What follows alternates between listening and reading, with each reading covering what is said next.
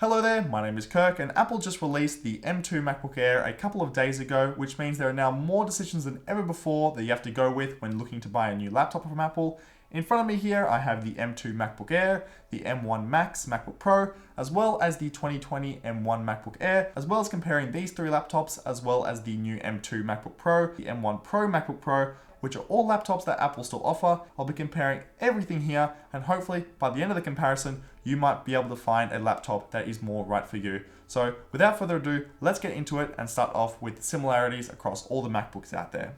On the inside, all these new Macs have a variant of the new Apple Silicon chip, which are specifically designed by Apple's engineering team. These replace the old Intel chips, which typically ran a bit hotter, louder, and offered less performance. They all come pre-installed with macOS 12 Monterey, and soon we'll have access to macOS 13 Ventura later this year, and you can typically expect 6 to 7 years of up-to-date software support no matter which Mac you choose. In terms of hardware, they all have scissor switch keyboards, so gone are the days of those troublesome butterfly switches, and every keyboard has a Touch ID fingerprint reader, allowing you to use Apple Pay and securely unlock your Mac and also pay for things online. Throughout, every Mac has built-in Wi-Fi 6, Bluetooth 5.0, a headphone jack, and variants of Thunderbolt USB-C ports, and that's really where the similarities end.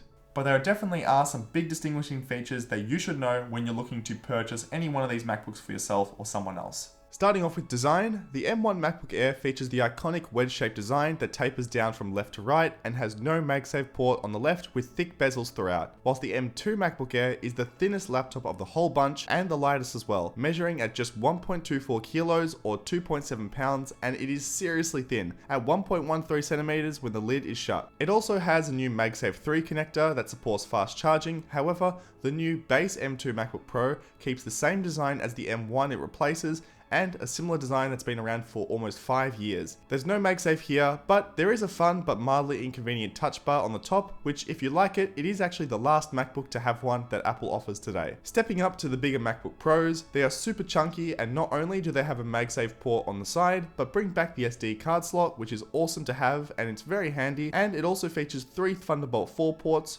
2 on the left, and one on the right. The 14-inch MacBook Pro alone is almost 50% heavier than the Air, and you'll notice it when you're picking up. It really is a chunky boy. Next, looking at the thing that you'll be looking at every single day when you pick up a laptop, and that's the displays. Beginning with the cheapest laptop in Apple's lineup, the M1 MacBook Air. It has a 13.3-inch Retina display, the same size as the M2 MacBook Pro.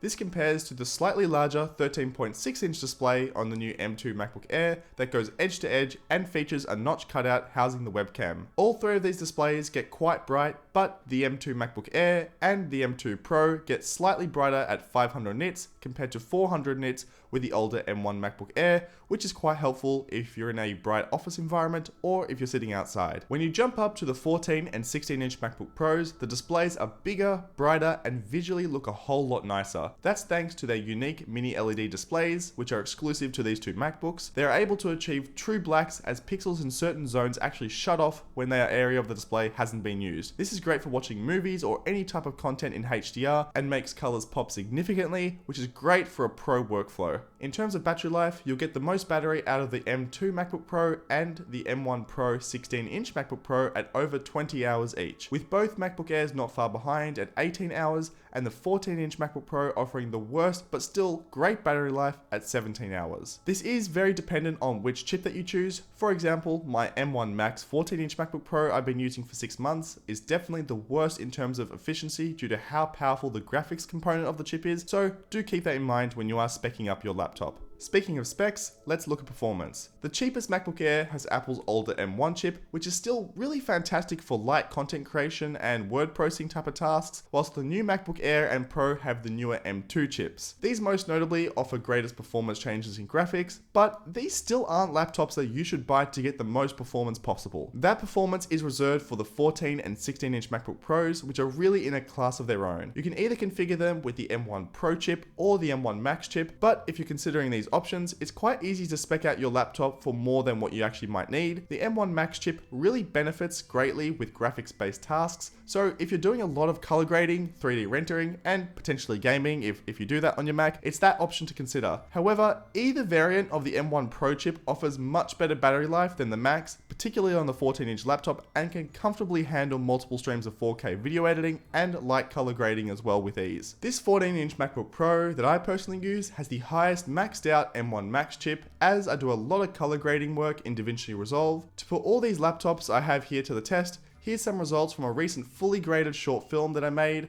with background rendering turned off. As expected, quite naturally, the oldest M1 chip performed the slowest, then the M2 in the MacBook Air.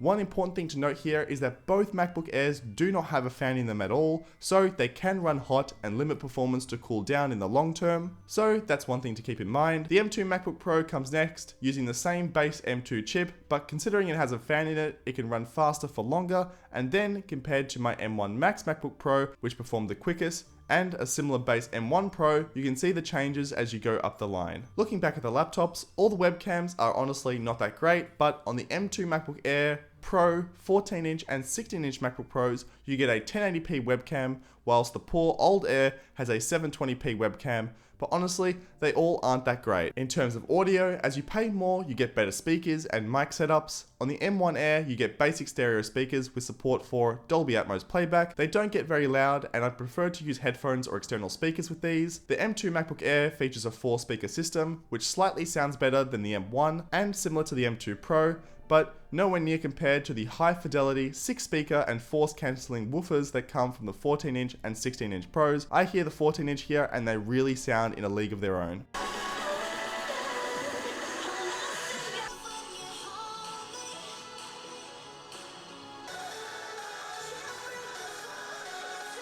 You can't really hear the difference on YouTube, but if speakers are important to you, head to your local store and have a listen. With mics, you'll get studio quality mics according to Apple on those higher end Pros, and believe me, they do actually sound a whole lot better. This is the mic on the 14-inch MacBook Pro. It's really good, but I don't think it's going to replace a mic setup anytime soon. A special headphone jack for high impedance headphones on the Pros and both the M2 laptops, whilst the M1 has a standard headphone jack. Now, looking at each line specifically, when you're comparing each of the MacBook Airs, the only real reason you should be looking at the M2 MacBook Air is if you appreciate the nice design and you got a bit more money to spend. Some of the quality of life improvements like MagSafe, the new display, and thinness and lightness is really cool, but otherwise, the M1 MacBook Air is still incredible value and something you can find super cheap for these days. My advice is be very careful when you spec up an M2 MacBook Air, because starting at $1199 USD, the minute you add RAM and storage, you get quite close to the much more powerful M1 Pro MacBook Pros, which can be found on sale new, which are much better value in my opinion. Now looking at the MacBook Pros, I can't really recommend the M2 MacBook Pro because it utilizes the same old boring design and really only benefits from 3 things, being the additional fan, the battery life, and the touch bar if that's something that you like. If you're considering a Pro laptop from Apple,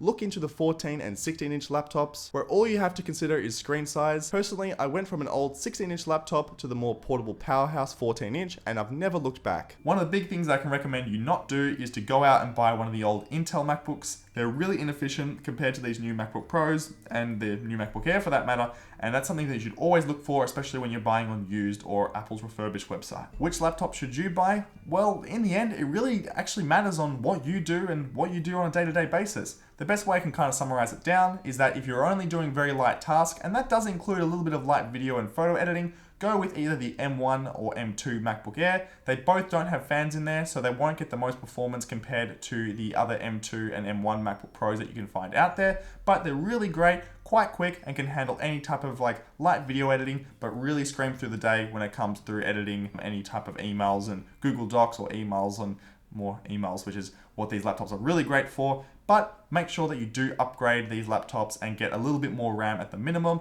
and some storage as well. The sweet spot I think is 16 gigs and 512 gigabytes for these laptops too. And just make sure that you really appreciate the new design of the new MacBook Air if that's what you want to go with for the M2 version. Secondly, if you get into some light video production and doing a bit more editing and client-based work, I still recommend going with the new MacBook Pro without the touch bar. So that's with the M1 Pro chip or the M1 Max chip. Really do not get the M2 or M1 MacBook Pro without the touch bar. not worth it at all unless you really love that touch bar and you want that most amazing battery life, because after all, they have the best battery life out of any of the laptops. Don't go that one, go with the M1 Pro and you'll get a lot more better value out of that in the end. So when you are comparing the M1 Pro and M1 Max laptops from the MacBook Pro line, you really need to compare two things: what chip you want to go with, and also what screen size. The benefit is that with the screen sizes now, there's very little negligible kind of difference when it comes to performance between the 14-inch and the 16-inch. So it really just comes down to what screen size that you like, and you don't have to worry about performance. If you are doing some very kind of midway kind of video editing and not too much color grading, and you really want to just kind of improve your whole video editing game, and you're not doing some big 3D rendering and all that type of stuff, the M1 Pro chip is fantastic for that. There are a lot of great benchmark videos out there for you to go and have a look at if you really wanted to. The M1 Max laptop is fantastic for when you're doing any type of 3D rendering, lots of node tree structures, color grading, and any other type of performance kind of tasks that really take up a lot of power as well. Another couple of things, a great way that you can save on these MacBooks is that you can also buy them via the education discount. If you go on Apple Store, in most regions that you don't have to really check and see whether or not that education pricing is available, but something to keep in note because you'll save a couple $100 on any of these laptops. And as well, check the refurbished site too. Apple's refurbished program is fantastic and you can also save a little bit of money there as well. So hopefully you enjoyed that video. Please make sure to let me know if you have any questions below. Have a wonderful day, stay safe, and good luck when choosing those MacBooks out there.